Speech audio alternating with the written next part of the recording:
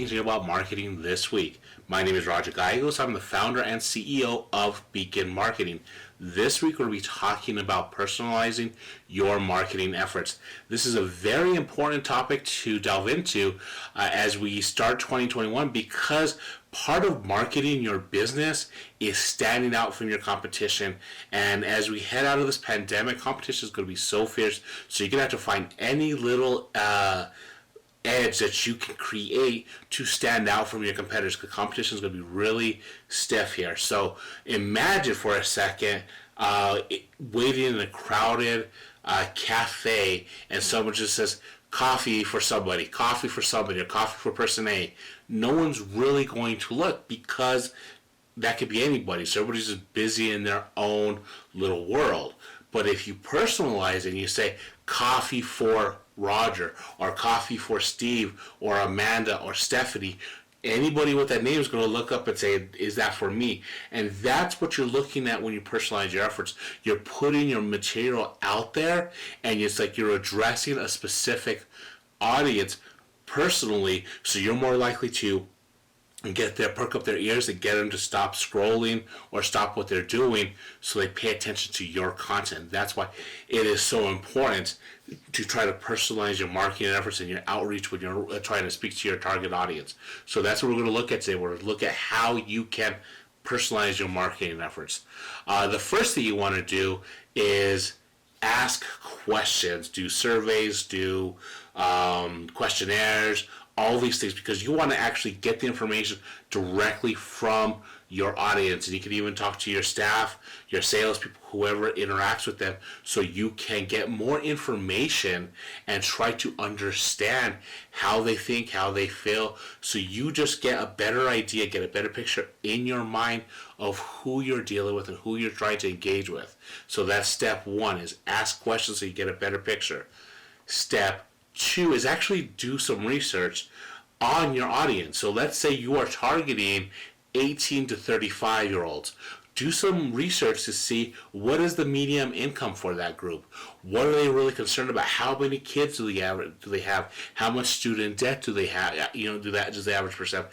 Get some idea, a better idea of who you're speaking with. Like, what's a common concern? Like, there's all kinds of polls and information out there. So if you don't have to do the research yourself or do the questions yourself, maybe you could do some research on your own, so you could delve that information on. Again, with doing the research, with asking some questions, you can start getting a nice, complete picture of who you are talking to.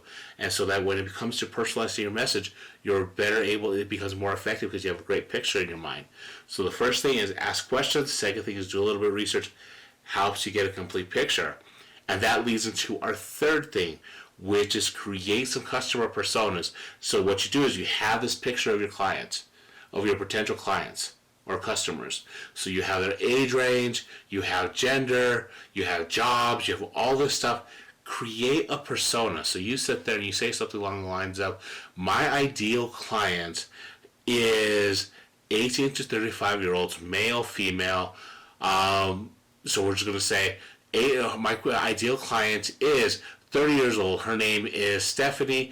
She is an ad executive from San Francisco. She makes X amount of dollars. She has 3 kids. She's married. She has a mortgage, a car, blah, blah. As I say those things, and as you write that stuff down, you are picturing an actual person. When you picture an actual person, creating copy to speak to that person becomes easier, because you're not just creating some random messaging for this theoretical group of people. You are actually creating copy for a person who represents a group of people, represents your target audience. So when you write copy, it's like you're writing a letter to somebody, and it's always easier to write someone when you're directing someone directly, as opposed to just writing some generic thing out of the blue. So that is why it is important to create a customer persona, because you are better able to address that person. You're better able to address their needs, because you're creating a full and dynamic picture of that person with that persona. So first step, ask questions. Second, do some research. Third, create the customer persona. So now that you have all that stuff, the fourth episode that we just touched on, that's create and publish valuable content. Now, the reason that I say I highlight the word valuable is it has to mean something to them. It has to address a pain point. So when you ask those questions and when you did that research and when you created that persona at the center of it, or at least somewhere highlighted, there should have been that person's pain points. What is the thing that keeps them up at night that you could address? So when you create your content, you are speaking to those needs. You are addressing those pain points, because that's, again, what's going to perk the ears. That's what's going to get them to stop scrolling and hopefully, potentially, take action, because you are addressing their needs. And that's what I mean by valuable content. So create and publish valuable content. Lastly, and this is kind of putting everything together, is make it a positive experience for that person. This is a big thing now. So what I mean by this is, when they go to your website, when they make a call, when they schedule an appointment, whatever it is, treat them like a person, treat them like an individual.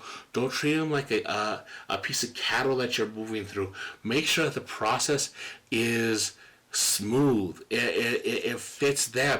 If you collect their information, if you're doing something online and you collect their first name, when you send them an email, make it personal. Say, thank you, Roger, for your purchase. Please let us know how we can help. Send a follow-up email a couple weeks later. These are things that take time to set up on the front end of it, but on the back end pay huge dividends, because you are making it personally. You are making the experience much better for them. So when they purchase delivery, they know they feel that they're being taken care of. They feel good about it. Chances are they're going to tell their friends and family about it, because they're like, you know what, the people at Beacon Marketing, they're really good. Or there's the people at A, B, and C Construction. They treated me awesome. It was such a great experience. And that is sort of the holy grail of marketing, is when you get them talking about you. And here's the kicker, and you see this in research: if you create a positive experience and you start getting known for that, people will actually pay you more for that. That's the kicker on it. So if you make the experience really positive and you do really well, you get to charge more for it, and people will pay it because they know they're getting something of value. So real quick recap: ask questions, do some research, create customer personas, create and publish valuable content, and make it an overall positive experience. If you do these things, you're going to be creating content that is very valuable for your audience. It speaks to them. It makes them feel like you understand them, and they're going to want to engage with you, and they're going to want to take action on your material. So as always, let me know what you think of this. I want to hear from you. If you're not subscribed, subscribe to this channel. Please share this content. Ask if you feel it could help somebody else. Have somebody else subscribe to it. I'm looking to build this channel, so help me do it. I'll be back next week. Let's see what I'll be talking about next week. Put it up right here. Next week, doing another thing on content marketing. I'm really excited for this. It's going to be some good information, so stay tuned for that. Once again, thank you so much for your time. My name is Roger Gallegos. This has been Beacon Marketing's Beacon 5 Things About Marketing this week. Talk to you next week. You guys have a good one. Thank you. Bye.